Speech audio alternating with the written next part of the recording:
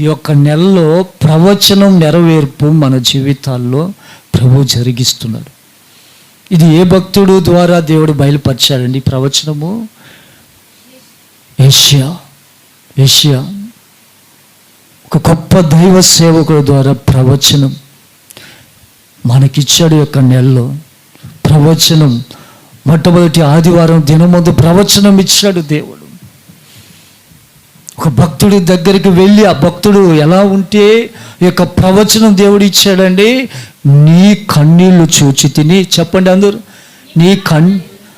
నీ కన్నీళ్లు విడుచుట నేను చూచి తిని నీ ప్రార్థన అంగీకరించి ఉన్నాను. ఇది ప్రవచనం.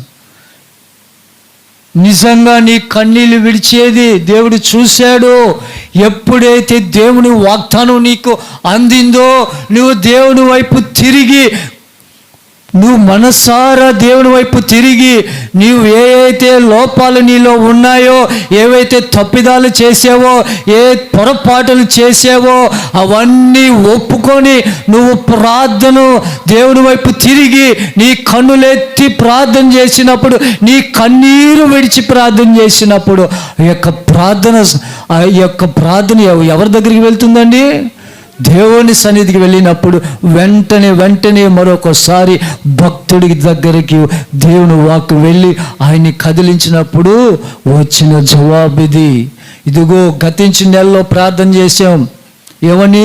మా ప్రార్థన జవాబు, మాకు ఇన్ని సమస్యలు ఉన్నాయి. ప్రార్థన చేసినప్పుడు ఈ యొక్క నెలలో దేవుడు ప్రేమించి ఇచ్చిన వాగ్దానము, నీవు కన్నీరు విడిచుట నేను చూసి తిని నీ ప్రార్థన అంగీకరించును, కాబట్టి నిశ్చయముగా నేను నిన్ను ఆశీర్వదిస్తున్నాను. ఆమేన్, హల్లెలూయా.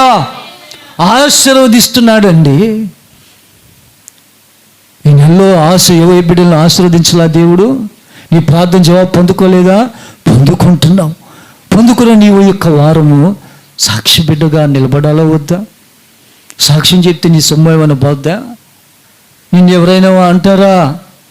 గర్వించొద్దు బిడ్డలారా. ఎప్పుడో నెలకొకసారి కాదు చెప్పాల్సింది. వారం నీ పక్షం చేసిన మేలుకై సాక్షి బిడ్డగా నిలబడు.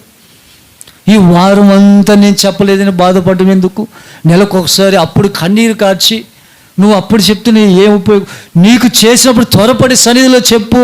ఇంకొక బిడ్డ పక్క బిడ్డ మారు మనసు పొంది నీ సాక్ష్యం ద్వారా ప్రేరేపితమై ప్రార్థనలో ఏకీభవిస్తాడు. ఆ బిడ్డ మేలు పొందుకుంది. నేను కూడా ప్రార్థన చేసి వారం నేను దేవుడి దగ్గర కృప పొందుకుంటాను. ఆమేన్, హల్లెలూయా. పడిపోద్ది. బలం పొందుకుంటాను, ఆశీర్వాదం పొందుకుంటాను. కాబట్టి ప్రేమైంది అని పిల్లలు ఆలోచించాయి. అయితే మీ కన్నులు చూచున్నవి గనక అవి ధన్యములైనవి. ఎప్పుడు చూస్తే మన కన్నులు ధన్యమవుతాయంట? ఎప్పుడండి? ప్రార్థనలో చూసే కన్నులు, కన్నీరు విడిచే కన్నులే ధన్యమైనవి. కన్నీళ్ళు విడుస్తాయే ప్రార్థనలో. ఆ కన్నులు ఎలాంటివంట? ధన్యములైనవి. చూడండి బిడ్డలారా, మీ చెవులు వినుచున్నవి గనుక అవి ధన్యములైనవి. చెవులు దేని వినాలి, దేని వినాలో దేని వినకూడదో. దేవుని వాక్యం వినాలంటే కొంతమంది భక్తులకి చాలా మొహమాటం. అంటే ప్రార్థనలో బలంగా ఏకీభవిస్తారు, ఆరాధన బలే చేస్తారు, కానీ వాక్యానికి ఏం అంగీకరించదు? మనసు అంగీకరించదు. ఈ చెవులు కూడా అంగీకరించు. వాక్యాన్ని వినగోరే చెవులు మనకు ఉండాలి. వాక్యాన్ని వినే చెవులు ధన్యములైనవి. ఏం వినే చెవులండి? దుర్వార్తలు వినే చెవులు ధన్యములైనవే. ఈ లోకంలో వార్తలు ఉన్నాయి. ఏ వార్తలు అవి? దేవుని వార్తలు ఉన్నాయి, లోకపరమైన వార్తలు కూడా ఉన్నాయి. ఎక్కువ ఏ వింటున్నాయి చెవులు? చెప్పాలి, ఏ వింటున్నాయి? లోకపు వార్తలు. అవి ఉపయోగమా? దేవుని వార్తలు అనగా దేవుని వాక్య ఉపదేశము నువ్వు వినగలిగితే ఆ చెవులు ఎలాంటివంట? ధన్యములైనవి. మన చెవులు, వాక్యం వినే చెవులు ధన్యములైనవి. కన్నీరు గార్చి ప్రార్థన చేసే కన్నులు ధన్యములైనవి. ఇది నేను చెప్పిన మాట అండి, దేవుని వాక్యం సెలవిస్తున్న మాట.